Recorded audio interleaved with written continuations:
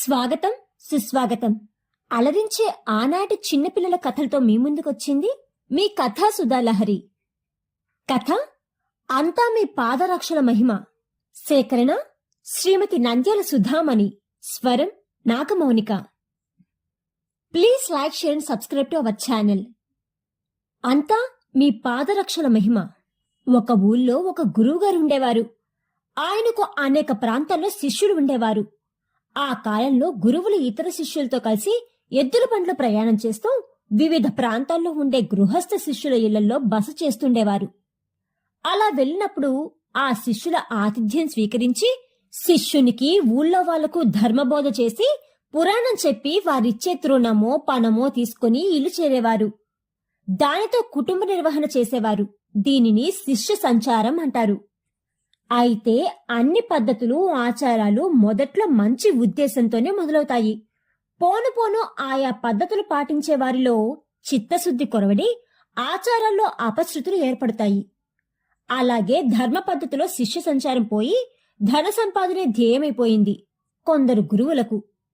మనం చెప్పుకునే కథాకాలానికి చెందిన గురువుగారు ఈ కోవకు చెందినవారే. ఆ గురువుగారు ఇలా శిష్య సంచారం చేస్తూ బాగానే గడించారు. కర్ణాటక ప్రాంతంలో ఆయన పర్యటిస్తుండగా ఒక చిన్న గ్రామంలోని ఒక పేద శిష్యుని ఇంట్లో శిష్య సమేతంగా బస చేసినారు. గురువుగారంటే వినయ విధేయతలు దండిగానే ఉన్నాయి గాని చేతిలో చిల్లిగవ్వలేదు ఆ పేద శిష్యుడి వద్ద. ఇంతమందికి భోజనాలు ఏర్పాటు చెయ్యటమేలాగా అని ఆలోచిస్తే అతనికి ఒక్కటే మార్గం కనిపించింది.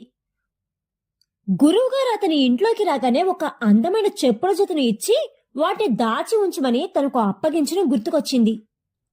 ఆ చెప్పులను ఒక సంపన్న శిష్యుడు గురువుగారికి బహూకరించినాడు. వేరు దారి లేక ఆ చెప్పులను అమ్మివేసి సరుకులు కొనుక్కొచ్చి అప్పుడు గురువుగారి భోజనానికి ఏర్పాటు చేసినాడు ఆ పేద శిష్యుడు. భోజనం అయిన తర్వాత వేరే ఊరికి బయలుదేరుతూ, ఏర్పాట్లు చక్కగా చేసావయ్యా, నీ ఆతిథ్యం మాకు నచ్చింది అని శిష్యుణ్ణి ప్రశంసించాడు గురువుగారు. నందేనిల్ల స్వామి, ఎల్లా నిమ్మ పాదరక్షగల మహిమ అన్నాడు శిష్యుడు వినయంగా. ఆ మాట విని గతుక్కుమన్నారు గురువుగారు.